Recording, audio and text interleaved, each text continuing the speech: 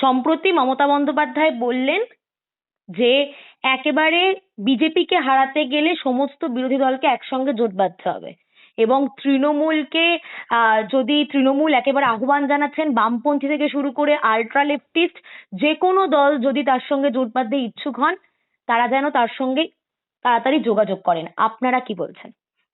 বামপন্থীরা গোটা ভারতবর্ষ জুড়ে বিজেপির যে আগ্রাসী রাজনীতি, বিজেপির যে ভারতবর্ষের ঐতিহ্য সংস্কৃতি বৈচিত্র্য নষ্ট করে দেওয়ার রাজনীতি, তার বিরুদ্ধে বামপন্থীরা গোটা দেশ জুড়ে লড়ছে।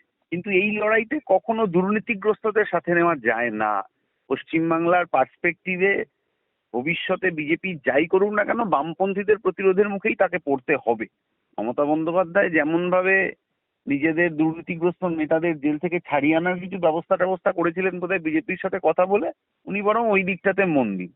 বাকি বামপন্থীরা কিভাবে লড়বে, বিজেপির বিরোধিতা কিভাবে করতে হয় সেটা বামপন্থীরা করতে পারে। দুর্নীতিগ্রস্তদের সাথে নিয়ে এই লড়াই বাম লড়বে না, কারণ সেটা মানুষ পছন্দ করবে।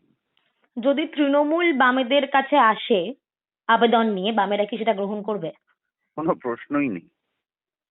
অন্যান্য বিরোধী দলকেও আহ্বান জানানো হয়েছে, তার সঙ্গে ছাত্র যুবদেরকেও আহ্বান জানানো হয়েছে এবং কলকাতা বিশ্ববিদ্যালয়ে যে বামেদের ওপর আক্রমণ সেই নিয়েও কিন্তু মমতা বন্দ্যোপাধ্যায় সরব হয়েছেন।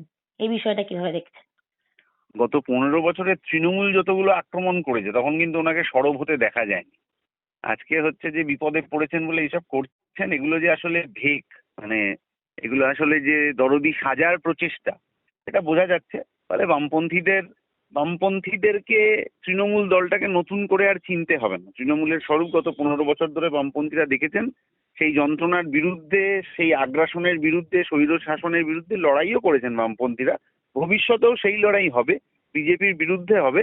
সেখানে তৃণমূল দলটাই থাকবে কিনা আর আগামী কদিনে তার ঠিক নেই। তাহলে কি তৃণমূল দল থেকেও দল বদলাতে পারে এবং বিজেপিতে যুক্ত হওয়ার একটা প্রবণতা বাড়তে পারে? তৃণমূলের তো কত নেতা, আমি রিফ্রেশ করলেই দেখি তৃণমূলের এক একজন নেতা বলছেন যে আমি দলের মধ্যে খুব বিপদে পড়েছিলাম, কেউ আমার পাশে দাঁড়ায়নি, আজকে দল ছেড়েছিলাম। যতদিন ক্ষমতায় ছিল এরা কেউ ছাড়া পাড়ার কথা ঘোষণা করেননি, আজকে ছাড়ছেন। এবং এই যে আপনার সাথে কথা শুরু করলাম, কথা শেষ করতে করতে কত তৃণমূলের নেতা হয়তো দল ছেড়ে দেবেন, বিজেপিতে যাবেন কি জল মাপবেন কি কিছু একটা করবেন। ফলে এদের কোনো বিশ্বাসযোগ্যতা নেই তো রাজনীতির ময়দানে।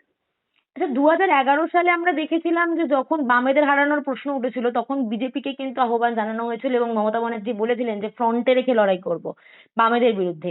আজ এটা কি শুধু একেবারে 2011-য় নয়, বিজেপিকে ফ্রন্টে থেকে লড়াই করেছিলেন তৃণমূল তৈরি হওয়ার পর প্রথম নির্বাচন।